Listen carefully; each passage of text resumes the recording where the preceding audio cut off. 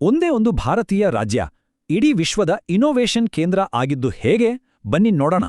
ಬೆಂಗಳೂರಿನಲ್ಲಿ 900ಕ್ಕೂ ಹೆಚ್ಚು global capability centres ಅಂದ್ರೆ ಜಿಸಿಸಿ ಇವೆ. ಇದು ಭಾರತದ ಒಟ್ಟು ಜಿಸಿಸಿ ಮಾರ್ಕೆಟ್ನ ಸುಮಾರು 40%. ನಿಜಕ್ಕೂ ಇದು ಪ್ರಶ್ನಾತೀತ ನಾಯಕತ್ವ. ಹಾಗಾದ್ರೆ ಇಲ್ಲಿಗೆ ಬರ್ತಿರುವ ಆ ದೊಡ್ಡ ದೊಡ್ಡ ಬ್ರ್ಯಾಂಡ್ಗಳು ಯಾವುವು? ಲಿಸ್ಟ್ ನೋಡಿದ್ರೆ ಆಶ್ಚರ್ಯ ಆಗುತ್ತೆ.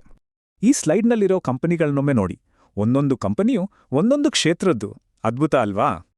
ಆದರೆ ಇದೆಲ್ಲ ಆಕಸ್ಮಿಕವಾಗಿ ನಡೀತಿಲ್ಲ. ಇದೊಂದು ದೊಡ್ಡ ಸ್ಟ್ರಾಟಜಿಕ್ ಬದಲಾವಣೆಯ ಸಂಕೇತ.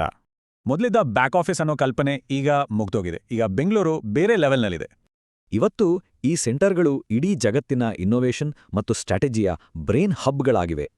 ಈ ಬದಲಾವಣೆಯನ್ನೇ ಗ್ಲೋಬಲ್ ಬ್ರೈನ್ ಪಿವೋಟ್ ಅಂತ ಕರೆಯೋದು. ಇದು ಇಲ್ಲಿ ದೊಡ್ಡ ಮಟ್ಟದಲ್ಲಿ ಆಗ್ತಿದೆ.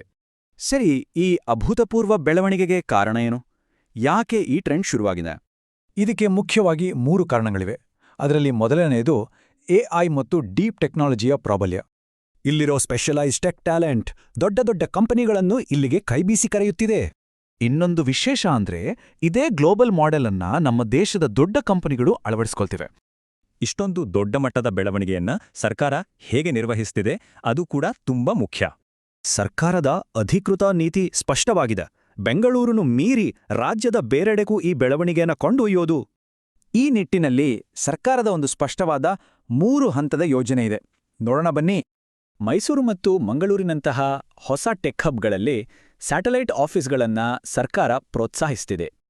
ಹಾಗಾದ್ರೆ ಗ್ಲೋಬಲ್ ಇನ್ನೋವೇಷನ್ ಕರ್ನಾಟಕದಲ್ಲಿ ಕೇಂದ್ರವಾದ್ರೆ ಇಡೀ ವಿಶ್ವದ ಟ್ಯಾಲೆಂಟ್ ಎಲ್ಲಿಗೆ ಬರುತ್ತೆ?